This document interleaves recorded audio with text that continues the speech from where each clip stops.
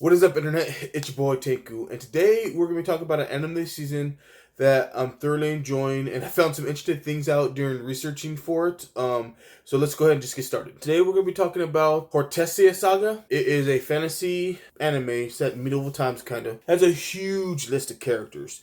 Huge. So basically, when the anime starts out, you have Rugus, who is the Duke of Camellia. He's talking to the king, and all of a sudden he turns into a giant werewolf to kill the king and starts a rebellion against the kingdom. The princess is there.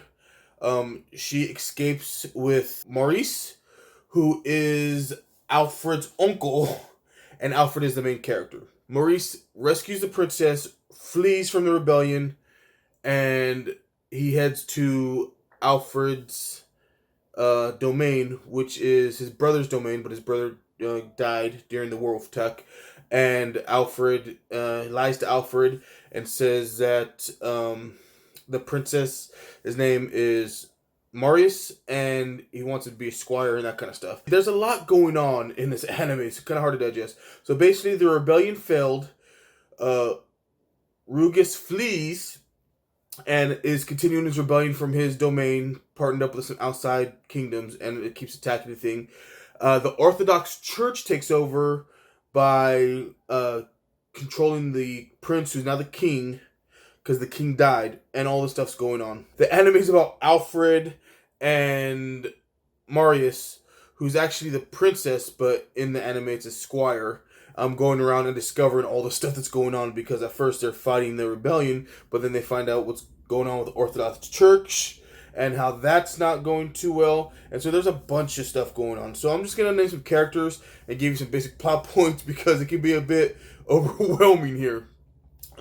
You already mentioned Maurice, who is Alfred's uncle, and Alfred is the main character. He has his domain within Hortensia, which is the name of the kingdom. And then you got Rugus, who started the rebellion and is rebelling against the kingdom.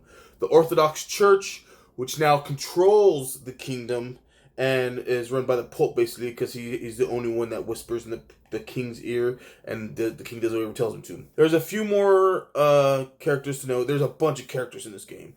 There is Nanoria, who is the maid, who really cares for everybody, and she's actually pretty good, decent fighter as well. You got Ku, who's like a flying cat thing that can talk, who is always with Marius, because he was that kind of the princess's pet back in the thing. There is De Flote, who is a spear master guy who they meet along the way, who joins the party. And that is, so basically Alfred, Marius, Maurice, Nanoria, Ku, and De Flote is the main party in this anime. And they're the ones that's going around investigating things, seeing that the Orthodox Church is really screwing everything up while trying to hold back the rebellion and investigating things that's going on with the rebellion.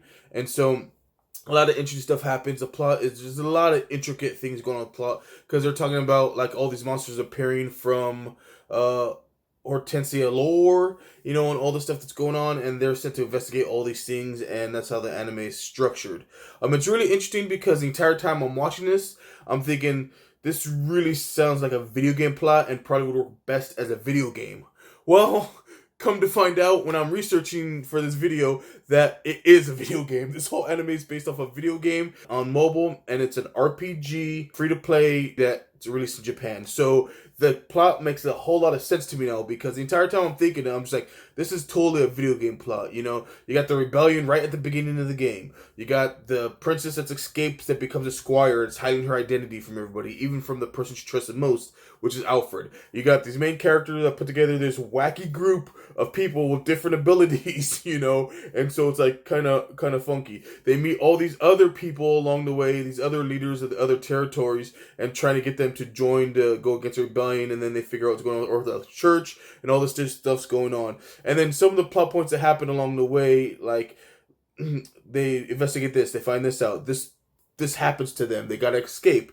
You know, they gotta rescue people. You know, there's all like video game plot points along the way to the end of the video game when you fight the big bad guy, which is kind of, you don't know if it's gonna be Rugus or the Orthodox Church at this point. It's just kind of like a mystery almost. That's what I like about it. So it's definitely worth a watch. Now that I know it's a video game, it makes much more sense to me because, like I said, the plot is straight up video game-ish. It's all like you're watching one giant video game being played out, but it's in anime form. If I get my hands on this video game somehow, I want to play it because that's the point of anime. It's gonna make you want to play the video game. So hopefully I can try to get my hands on it somehow. But you guys tell me what you guys think. Have you seen it? Do you think I'm crazy? Is the plot too video game-ish for you? It's kind of hard to follow. You know, let me know down in the comments below on the Twitter, Facebook, Instagram. I appreciate the interaction, guys. Don't forget to watch those videos, like those videos, and join the channel. And remember, if you can't trust a random fat guy you met on the internet, then who can you trust? And everybody have an awesome, awesome day.